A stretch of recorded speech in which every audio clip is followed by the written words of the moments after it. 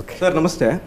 ಶಾಜಿಲ್ ಅಹಮದ್ ಅಂದ್ಬಿಟ್ಟು ಕಾಂಗ್ರೆಸ್ ವತಿಯಿಂದ ಒಂದ್ಸಲ ಹೇಳಿದ್ರಿ ಸ್ಟೇಟ್ಮೆಂಟು 2,500 ಕೋಟಿ ಕೊಟ್ಟು ಮುಖ್ಯಮಂತ್ರಿ ಆಗ್ಬೋದು ಅಂತ. ಬಿಜೆಪಿಯಲ್ಲಿ ನಿಜಾನ? ಈ ಫಿಗರ್ ಎಲ್ಲೋ ನೋಡ್ದಂಗೈತಲ್ಲ. ನಂಗೂ ಹಂಗೆ ಅನ್ನಿಸ್ತಾ ಐತೆ. ಹಂಗಂದ್ರೆ CM ಬೊಮ್ಮಾಯಿಯವರು 2,500 ಕೋಟಿ ಕೊಟ್ಟು CM ಆದ್ರ? ನಿಮ್ಮ ಅಪ್ಪ ಕೊಡ್ತಾನೆ. ಓಕೆ, ತಮ್ದೊಂದು ಸ್ಟೇಟ್ಮೆಂಟ್ ಮತ್ತೆ ಚರ್ಚೆಗೆ ಬರುತ್ತೆ. 2,500 ಕೋಟಿ 2,500 ಕೋಟಿದು ಒಂದು ನಿಮಿಷ ನನ್ನ ಒರಿಜಿನಲ್ ನಾ ಏನು ಮಾತಾಡಿನ ಅನ್ನೋದು ಕೇಳಿರೇನು ನೀವು? ನಾ ಹೇಳಿದ್ದಲ್ಲಿ ಇವತ್ತು ರಾಜಕೀಯ ವ್ಯವಸ್ಥೆ ಹೆಂಗಾಗಿದೆ ಅಂದ್ರೆ ದಿಲ್ಲಿ ಒಳಗಾಗಲಿ ಬೆಂಗಳೂರಿನಾಗಲಾಗಲಿ ದಲಾಲ್ಗಳು ಹುಟ್ಟುಬಿಟ್ಟಾರೆ. ಈಗ ನನಗೆ ಒಬ್ಬರು ಬಂದು ಕೇಳ್ತಾರೆ, ಸರ್ ನಿಮ್ಮದು ಮಿನಿಸ್ಟ್ರ್ ಮಾಡ್ತೀವಿ, ಇಷ್ಟು ಕೋಟಿ ರೆಡಿ ಮಾಡಿರಿ ಅಂತಾರೆ. ಯಾವ ಬೋಳಿ ಮಗ ಹೇಳಿದ್ರಿ? ಏನ್ರಿ ಅದು ಮಾತಾಡೋದು? ಏನು ಮಾತಾಡ್ತಾರ್ರಿ? ಯಾವನ್ರಿ ಅವನು? ಮುಖ್ಯಮಂತ್ರಿಗೆ ನಾತೀನಿ. ನಾವು 30-40 ವರ್ಷ ಪಕ್ಷಕ್ಕೆ ದುಡಿದವರು. ನಾವು ನೇರವಾಗಿ ಪ್ರಧಾನಮಂತ್ರಿಗಳು ವಾಜಪೇಯಿಯವರು, ಅದ್ವಾನಿಯವರು, ರಾಜನಾಥ್ ಸಿಂಗ್ರ ಜೊತೆಗೆ ನೇರವಾಗಿ ಗೊತ್ತಿದ್ದಂಥವ್ರು ನಮಗೆ ಬಂದು ಹೇಳ್ತಾರೆ 2,500 ಕೋಟಿ ಎಲ್ಲಿದ್ದು ಕೊಡೋದಾಗ್ತೈತೆ. ಸೋನಿಯಾ ಗಾಂಧಿಯವ್ರು ನನ್ನ ಪರಿಚಯ ಇದಾರೆ ಸರ್. ಒಬ್ಬರು ನನಗೆ ಅಮಿತ್ ಶಾ ಅವರು ನಮ್ಗೆ ಭಾಳ ಕ್ಲೋಸ್ ಅದಾರ ಅಂತ ಹೇಳ್ತಾರೆ.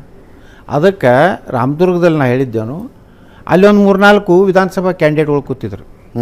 ಅವರು ಒಂದೊಂದು ಕಡೆ ದಲಾಲರ ಬಳಿ ಅಡ್ಡಾಡಿ ಬಂದವ್ರೆ. ಅವ್ರಿಗೆ ಹೇಳಿದೆ, ಹಿಂಗೆ ನನ್ನಂಥವ್ರಿಗೇ 2,500 ಕೋಟಿ ಕೊಟ್ಟು ನಿಮ್ಮನ್ನು ಮುಖ್ಯಮಂತ್ರಿ ಮಾಡ್ತೀನಿ ಅಂತ ಕೆಲವೊಂದು ದಲಾಲ್ಗಳು ಅಡ್ಡಾಡ್ತಾರಪ್ಪ ದಿಲ್ಲಿ ಇದರಲ್ಲಿ. ಅಣ್ಣ ಸಖತ್ ಆಕ್ಟಿಂಗ್ ಮಾಡ್ತಿದ್ದೆ ಕಣ, ಕಲಾವಿದ ಕಣ, ನಮಸ್ಕಾರ ಕಣ ನೀನು. ಸರ್ ನನಗೆ ವಾಟ್ಸಪ್ನಲ್ಲಿ ಕೆಲವೊಂದು ಮೆಸೇಜ್ ಬರ್ತಿದ್ವು, ಕಾಲ್ ಬರ್ತಿದ್ದು ಸ್ವಾಮಿಗಳದು. ಅಲ್ಲಿ ಯಾವ ದಿಲ್ಲಿ ಒಳಗೆ ಒಬ್ಬ ಸ್ವಾಮಿ ಅವನು, ಇಲ್ಲ हम नड्डा से बात किया है, हम उनसे बात किया है, आप दिल्ली आ जाओ, हम ये करेंगे, आप पैसा इकट्ठा करो. ನಾನು 1,500 ಕೋಟಿ ಅಂದ್ರೆ ಎದಕ್ಕೆ ತರ ಅದು ಒಯ್ದು ಹೆಂಗೆ ಅದು ತರೋದು? ನಮ್ಮ ಬಲ್ಲಿ 1,500 ಕೋಟಿ ಬೇಕಲ್ರಿ. ನಾ ಹೇಳಿದ್ದು ಬೊಮ್ಮಾಯಿಯವರು 2,500 ಕೋಟಿ ಕೊಟ್ಟು ಆಗ್ಯಾರತ್ ನಾ ಹೇಳಿಲ್ಲ, ಎಲ್ಲಿನೂ ಹೇಳಿಲ್ಲ. ನನ್ನ ಮೇಲೆ ಹಣೆ ಇಟ್ಟೇಳು, ನನ್ನ ಮೇಲೆ ಹಣೆ ಇಟ್ಟೇಳು. ಅದು ಕರೆಕ್ಟ್ ರೆಕಾರ್ಡ್. ಅದು ಒಂದು ಮಾಧ್ಯಮದವ್ರಿಗೆ ಒಮ್ಮೆ ಏನಾಗ್ತದೆ, ಅವ್ರು ಸಂಜೀತನ ಇದನ್ನು ಹೊಡೆದಿಲ್ಲ, ರಾತ್ರಿ ಏನೋ ಆಯಿತು ಅಡ್ಜಸ್ಟ್ಮೆಂಟು, ಮುಂಜಾನೆ ಯತ್ನಾಳೆ 2,500 ಕೋಟಿದು ಯಾಜ್ಬಿಸೋರು. ಏನು ಅಡ್ಜಸ್ಟ್ಮೆಂಟ್ ಆಯಿತು ಮಾಧ್ಯಮದವ್ರ ಜೊತೆ? ಮಾಧ್ಯಮದವ್ರು ಏನೋ ಭಾಳ ಏನೋ 100% ಸತ್ಯನ ತೋರಿಸ್ತಾರ್ತೇನೋ ನಾ ಏನು ಒಪ್ಪೋದಿಲ್ಲ. ಟಿವಿ ಸ್ಟುಡಿಯೋದಲ್ಲಿ ನೀವು ರೆಕಾರ್ಡ್ ಮಾಡ್ತಿದ್ದೀರಿ ಮತ್ತು ಮಾಧ್ಯಮದವ್ರನ್ನೇ. ಹೌದು ಅದು ಹೇಳಬೇಕಾಗ್ತದೆ. ಮಾಧ್ಯಮದವರು ಅದನ್ನು ಯಾವಾಗ ಅವರು ಎಲ್ಲಿದೋ ಒಂದು ಇದು ಬತ್ತು ಯತ್ನಾಳ್ ಮುಗಿಸ್ಬೇಕು. ಯಾರು ಹೇಳಿದ್ರು ನಿಮಗೆ? ಅವನು ಹೇಳ್ತಾನೆ, ಅವನೇ ಹೇಳ್ತಾನೆ. ಇದು ಒಳ್ಳೆ ಇಶ್ಯೂದಾಗ ಸಿಕ್ಕಾನೆ. ಇದ್ರಾಗೇ ಹೈಕಮಾಂಡ್ ಕಡೆಯಿಂದ ಇವನು ಉಚ್ಚಾಟನೆ ಮಾಡಿಸ್ಬೇಕಂತೇಳಿ ಹರಸಾಹಸ ಮಾಡಿ ಇಲ್ಲಿವರೆಗೂ ಯತ್ನಾಳ್ 2 ದಿವಸದಲ್ಲಿ ನೋಟಿಸ್ ಖಚಿತ, ಉಚ್ಚಾಟನೆಗೆ ಸಿದ್ಧವಾದ ವೇದಿಕೆ ಎಲ್ಲ ಮೀಡಿಯಾದಾಗ ಬಂದು. ಆದರೆ ಯತ್ನಾಳಿಗೆ ಏನೂ ಆಗಿಲ್ಲ. ಇನ್ನಾನು BJP ಒಳಗೆ ಅದಾನೆ. 2,500 ಕೋಟಿ ಭಾಳ ಗಂಭೀರ ಆರೋಪ. ಅದು ನಿಜವಾಗಿಯೇ ಇತ್ತಂದ್ರೆ ಉಚ್ಚಾಟನೆ ನಾನು ಮಾಡ್ತಿದ್ರು. ಮುಂದೆ ನಿಜ ಇಲ್ಲ. ಮುಂದೆ ಮುಖ್ಯಮಂತ್ರಿ ಏನು ಮಾಧ್ಯಮದವ್ರ ಮೇಲೆ ಅಷ್ಟು ಸಿಟ್ಟು ನಿಮಗೆ? ಮಾಧ್ಯಮದವ್ರು ಸಿಟ್ಟಿಲ್ರಿ. ನೋಡ್ರಿ, ನಾನು ಬೆಳೆದಿದ್ದೇ ಮಾಧ್ಯಮದಿಂದ. ನಾವು ಎಲ್ಲ ಸಣ್ಣ ಕಾರ್ಯಕರ್ತರಿದ್ದಾಗ ನಾವೊಂದು ಹೋರಾಟ ಮಾಡಿದ್ರೆ ನೋಡ್ರಿ, ಒಂದು ಸಣ್ಣ ಉದಾಹರಣೆ ಹೇಳ್ತೀನಿ. ನಾವು ಹೋರಾಟ ಮಾಡ್ತಿದ್ವಿ, ಯಾವುದೇ ಒಂದು ಬೆಲೆ ಏರಿಕೆ ಬರಲಿ, ಈ ರಾಸಾಯನಿಕ ಗೊಬ್ಬರದ ಎಲ್ಲ ಇಂಥವೆಲ್ಲ BJPದಿಂದ ಕರೆ ಬಂದವು ಮಾಡ್ತಿದ್ವಿ. ಅವಾಗ ನಮಗೂ ಸಣ್ಣವರಿದ್ದಾಗ ನಮ್ಗೆ ಹುಚ್ಚಿತ್ತು, ಎಲ್ಲೋ ಒಂದು ಕಡೆ ನಮ್ಮದು ಹೆಸರು ಬಂದರೆ ಖುಷಿ ಪಡ್ತಿದ್ವಿ. ಆಯಿತು. ಆಮೇಲೆ ಒಮ್ಮೇನಾಯಿತು, ಒಂದು ರಾಸಾಯನಿಕ ಗೊಬ್ಬರ ಬೆಲೆ ಏರಿಸಿ ಕಾಂಗ್ರೆಸ್ ಸರ್ಕಾರ. ಅವಾಗ ರೈಲ್ ರೋಕೋ ಮಾಡ್ಬೇಕಂತೇಳಿ ರೈಲ್ವೆ ಸ್ಟೇಷನ್ಗೆ ಹೋದಿವಿ. ಒಂದು ಸಿಟಿ ಬಸ್ನಲ್ಲಿ ಒಂದು 10-15 ಹುಡುಗರು ಕೂಡಿ ಬಿಜಾಪುರ ರೈಲ್ವೆ ಸ್ಟೇಷನ್ಗೆ ಹೋದಿವಿ. ಅದು ರೈಲ್ ಬತ್ತು, ಅದಕ್ಕೆ ನಿಂದಿರಿಸಿ ಒಂದು ಪ್ರತಿಭಟನೆ ಮಾಡಿ ಬಂದೀವಿ ಮನೆಗೆ. ಬಂದ ಮೇಲೆ ಮರುದಿವ್ಸ ಪೇಪರ್ ಮುಂಜಾನೆ 6:30ಗೆ ಪೇಪರ್ ನೋಡಿ ಹುಚ್ಚಿರ್ತದೆ. ಅದು ನೋಡಿದ್ವಿ, ಎಲ್ಲಿಯೂ ನಮ್ಮದು ಹೆಸರು ಕಾಣಿಸ್ಲಿಲ್ಲ. ಮುಂದೆ ಒಬ್ಬ ನನಗೆ ಫೋನ್ ಮಾಡ್ದೆ, ಏನು ರೀ ಕನ್ನಡಪ್ರಭ ಫ್ರಂಟ್ ಪೇಜ್ನಾಗ ಬಂದಿದೆ, ವಿಜಯಪುರದಲ್ಲಿ ರೈಲ್ ರೋಕೋ ಯಶಸ್ವಿ ಕಾರ್ಯಕ್ರಮ, ರಾಸಾಯನಿಕ ಗೊಬ್ಬರದ ಬಗ್ಗೆ ತೀವ್ರ BJPಯಿಂದ ಪ್ರತಿಭಟನೆ. ಎಲ್ಲಿ ಫ್ರಂಟ್ ಪೇಜಿಗೆ ಬಂದಿತ್ತು. ವಾಟ್ ಆರ್ ಯು ಟಾಕಿಂಗ್ ಯಾ? ಅವಾಗ ಕೆಲವೊಂದು ಪತ್ರಕರ್ತ ಕೇಳಿದೆ, ಇಲ್ಲ ಒಳ್ಳೆಯ ಕೆಲಸ ಮಾಡೋನ್ ಸಪೋರ್ಟ್ ಮಾಡ್ತೀವಿ. ಅವತ್ತು ಹಿಡಿದು ನಾನು ಮಾಧ್ಯಮದ ಮೂಲಕನೂ ಬೆಳೆದಂಥವನೇ. ಅದ್ರೊಳಗೆ ಒಮ್ಮೆ ಮಾಧ್ಯಮದವ್ರು ಏನು ಮಾಡ್ಲಾಕತ್ತಾರೆ, ಯಾರ್ಯಾರು ಭಾಳ ಏನು ದೊಡ್ಡ ದೊಡ್ಡ ಮಂದಿದು ಯತ್ನಾಳ್ ಒಬ್ಬ ಬೆಳೆದು ಬಿಟ್ರೆ ಹೆಂಗೆ, ಯತ್ನಾಳ್ ನನ್ನ ಕಾಂಪಿಟೇಟರ್, ನನ್ನ ಮಗಗೆ ಕಾಂಪಿಟೇಟರ್ ಆದ್ರೆ ಹೆಂಗೆ, ಅದಕ್ಕೆ ಇಂಥ ವಿಷಯದಾಗ ಯತ್ನಾಳ್ ಮುಗಿಸ್ಬೇಕಂತೇಳಿ ಮಾಧ್ಯಮಗಳಿಗೆ ಸ್ವಲ್ಪ ಹೇಳಿರ್ತಾರೆ. ಅವರು ಯತ್ನಾಳ್ 2.5 ಕೋಟಿ ರೂಪಾಯಿ ಗಂಭೀರ ಆರೋಪ, ಯತ್ನಾಳ್ ಗಂಭೀರ ಆರೋಪ 2 ದಿವಸ ಆಯಿತು. ಮುಂದೆ ನೋಟಿಸ್ ಕೊಡ್ತಾರತ್ ಮಾಡಿದರು, ನೋಟಿಸು ಕೊಡಲಿಲ್ಲ. ಮುಂದೆ ಪ್ರಹ್ಲಾದ್ ಜೋಶಿಯವ್ರಿಗೆ ಕೇಳಿದ್ರು, ಯತ್ನಾಳ್ ಅವ್ರು ನಾ ಪೂರ್ತಿ ಕ್ಲಿಪ್ಪಿಂಗ್ ನೋಡೀನಿ, ಅದರಲ್ಲಿ ಎಲ್ಲಿಯೂ ನೇರವಾಗಿ ಕೇಂದ್ರ ಹೈಕಮಾಂಡ್ BJP ಹೊತ್ತು ಹೇಳಿಲ್ಲ, ಕಾಂಗ್ರೆಸ್ ಹೊತ್ತು ಹೇಳಿಲ್ಲ. ಇದೊಂದು ಕೆಟ್ಟ ಸಂಸ್ಕೃತಿ ಐತಿ ರಾಜಕೀಯ ವ್ಯವಸ್ಥೆ ಒಳಗೆ, ಇದನ್ನು ಯಾರೂ ನಂಬಾರ್ದು ಅಂತ ಹೇಳಿದೆ.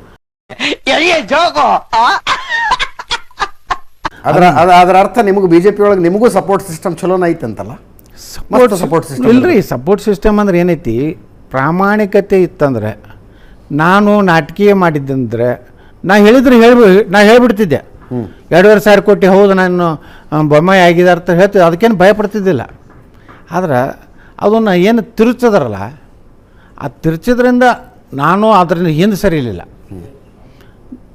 ಯತ್ನಾಳ ಅದು ಬತ್ತು, ಯತ್ನಾಳ ಏನು ಉಲ್ಟಾ ಹೊಡಿದಕ್ಕೇನೋ ಹತ್ತಿರಲ್ರಿ ಇದ್ರಾಗ ಯೂಟರ್ನ್ ಯತ್ನಾಳ್ ಯೂಟರ್ನ್ ಅಂತ ಬತ್ತು. ಆ ಯೂಟರ್ನೇ ಆಗಲ್ಲ, ನೀವು ಬೇಕಾದ್ರೆ ಕ್ಲಿಪ್ಪಿಂಗ್ ತರಿಸಿ ನೋಡ್ರಿ.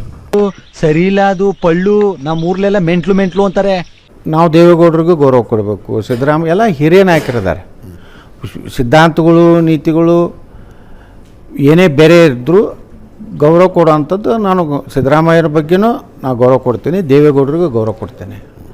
ಯಾರು ಹಿರಿಯರು ಅದಾರ ಅವ್ರಿಗೆ ಗೌರವ ಕೊಡೋದು ನಮ್ಮ ಸಂಸ್ಕಾರ ಇದೆ, ಅದ್ರ ಪ್ರಕಾರ ನಾನು ಇದು ಮಾಡ್ತಾಯಿದ್ದೀನಿ ಹೊರತು ನಮ್ಮದೇನು ಅಡ್ಜಸ್ಟ್ಮೆಂಟ್ ಏನಿಲ್ಲ. ಯಾರ್ದು ಅಡ್ಜಸ್ಟ್ಮೆಂಟ್ ಇದೆ? ಅಡ್ಜಸ್ಟ್ಮೆಂಟ್ ಅಂತ ಅವಾಗಿಂದ ಹೇಳ್ತಿದ್ರಿ. ವಿಧಾನಸಭೆ ರೆಕಾರ್ಡ್ ತೆಗೆಸ್ರಿ ಯಾರ್ಯಾರು ಅಡ್ಜಸ್ಟ್ಮೆಂಟ್ ಅದಾರ ಅಲ್ಲೇ ಹೇಳಿಬಿಟ್ಟೇನಿ. ಸಿದ್ದರಾಮಯ್ಯನವ್ರಿಗೆ ಹೇಳೀನಿ, ನೀವು ಮುಂದೆ ಕೂತವ್ರು ಎಲ್ಲರೂ ಅಡ್ಜಸ್ಟ್ಮೆಂಟ್ ಇದೀರಿ, ನಾವು ಹಿಂದೆ ಕೂತ ಶಾಸಕರು ಏನು ಮಾಡ್ಬೇಕಂತ ಕೇಳೀನಿ. ಓಕೆ, ಅಲ್ಲ ಏನು ಅಡ್ಜಸ್ಟ್ಮೆಂಟು? ಏನು ಬಿಸ್ನೆಸ್ ಪಾರ್ಟ್ನರ್ಸ್ ಅವರು? ಕೆಲವೊಂದು ಬಿಸ್ನೆಸ್ ಪಾರ್ಟ್ನರು ಅದಾರೆ, ಕೆಲವೊಂದು ಈ ಅವ್ರ ಸರ್ಕಾರ ಬಂದಾಗ ಇವ್ರಿಗೆ ಹೆಲ್ಪ್ ಮಾಡ್ತಾರೆ, ಇವ್ರ ಸರ್ಕಾರ ಬಂದಾಗ ಅವ್ರು ಹೆಲ್ಪ್ ಮಾಡ್ತಾರೆ. ನಮ್ಮ ಸರ್ಕಾರದಾಗ ನಾವು ಕೆದಕುದಿಲ್ಲ ಅಂತ ಸಿದ್ದರಾಮಯ್ಯನವ್ರಿಗೆ ಹೇಳಿದೆ, ಪ್ರಾಮಾಣಿಕವಾಗಿ ಹೇಳ್ರಿ ಸಿದ್ದರಾಮಯ್ಯನವ್ರ, ನೀವು ಇಷ್ಟೆಲ್ಲ ನಮ್ಮ ಸರ್ಕಾರಕ್ಕೆ ಬೈಲಕತ್ತೀರಿ, ನಿಮ್ಮ ಬಾದಾಮಿ ಕ್ಷೇತ್ರಕ್ಕೆ ಎಷ್ಟು 1000 ಕೋಟಿ ರೂಪಾಯಿ ಐತ್ರಿ, ಹೋಲ್ಬಿಡಿ ಯತ್ನಾಳ್ ಏನೋ ಕೊಟ್ಟಿದ್ದಾರೆ ತಂದರು. ಅವ್ರು ಇಲ್ಲತ್ತ ನಿರಾಕರಣೆ ಮಾಡಲಿಲ್ಲ. ಅದಕ್ಕೆ ಹೇಳಿದೆ ನಾನು, ಅದು ಅನುದಾನ ಸರ್, ಅನುದಾನ ಮನೆಗೆ ತಗೊಂಡೋದ್ರ ಅವ್ರೇನು ಕ್ಷೇತ್ರಕ್ಕೆ ಹಾಕಿದ್ರಲ್ಲ? ಅದೇ ನಾವು ಅನುದಾನ ಬಿಡ್ತೀವಲ್ರಿ, ನಾವೇನು ಮನೆಗೆ ಕೇಳಾಕತ್ತೀವಿ? ಸರ್ಕಾರದ ಮೇಲೆ ಆರೋಪನ ಸಿದ್ದರಾಮಯ್ಯವ್ರ ಕ್ಷೇತ್ರಕ್ಕೆ ಕೊಡ್ತಾರೆ, BJP ಅವ್ರ ಕ್ಷೇತ್ರಕ್ಕೆ ಕೊಡೋದಿಲ್ಲ ಅಂತನ? ಕೊಟ್ಟಿಲ್ಲ. ಅದನ್ನು ನೋಡ್ರಿ, ಅದು ಚರ್ಚೆ ಅದನ್ನು ಶಾಸಕಾಂಗ ಪಕ್ಷದಲ್ಲಿ ಆಗೈತೆ. ನೀವು ಇಷ್ಟ ಹಣ ಮುಂದಿನ ಸಾಲಿನವ್ರು ತೊಗೋತೀರಿ, ನಮ್ಮ ಹಿಂದಿನ ಶಾಸಕರು ನಾವೆಲ್ಲ ಶಾಸಕರಾಗಿದ್ದರಿಂದ ರಾಜ್ಯದ ಮುಖ್ಯಮಂತ್ರಿ ಆಗ್ಲಿಕ್ಕೆ ಸಾಧ್ಯತೆ. ಬರ್ರಿ ನೀವು ಮುಂದಿನ ಸಾಲಿಗೆ, ಬರ್ರಿ. ಮುಂದಿನ ಸಾಲಿಗೆ ಯಾರು ಹಣೆ ಬರ್ನಾಗ ಇರ್ತೈತೆ ಅವ್ರು ಆಗ್ತಾರ್ರಿ. ನಿಮ್ಮ ಅಮ್ಮನ ಪಿಂಡ ಯಾವ ಬೋಳಿ ಮಗನಿಗೆ ಅರ್ಥವಾಗುತ್ತದು? ಬರ್ರಿ ಅಂದ್ರೆ ಅದು ಜನ ನಿರ್ಣಯ ಮಾಡ್ಬೇಕಾಗ್ತದೆ. ಆಸೆ ಇರಬೇಕು ಪ್ಲಸ್ ಪ್ರಯತ್ನ ಇರಬೇಕು. ಪ್ರಯತ್ನ ಒಂದೊಂದು ವ್ಯವಸ್ಥೆ ಒಳಗೊಮ್ಮೆ ಪ್ರಯತ್ನ ನಮ್ಮದು ಸಾಧಿಸೋದಿಲ್ಲ. ಮಾಡಿರಿ ಪ್ರಯತ್ನ? ನಾ ಮಾಡಲಿಲ್ಲ ರೀ. ನಾ ಎಂದೂ ಅದೇ ಹೇಳ್ತೇನಲ್ಲ, ನಾ ಮಂತ್ರಿ ಆಗ್ಬೇಕಂತೂ ಒಂದು ದಿವಸನೂ ಲಾಬಿ ಮಾಡಿಲ್ಲ, ಒಬ್ಬರಿಗೂ ಹೇಳಿಲ್ಲ. ಮತ್ತೆ ಯಾಕೆ ಮುಖ್ಯಮಂತ್ರಿ ಬದಲಾವಣೆ ಆಗ್ತಾರೆ ಅಂತ ಹೇಳ್ಕೊಂಡು ಓಡಾಡ್ತೀರಿ? ಅವಾಗ ಹೇಳಿದ್ವಿ ಆಯ್ತಲ್ರಿ, ನಾನೇ ಹೇಳಿದ್ದು ಭವಿಷ್ಯ.